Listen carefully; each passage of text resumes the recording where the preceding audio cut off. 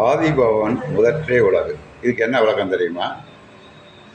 அதாவது இரு பெயரொட்டு பண்புத்தகை தமிழ் இலக்கணம். அதாவது பாம்பு, எல்லா வகையும் பாம்பு தான், நாகப்பாம்புன்னு சொல்லுவோம்.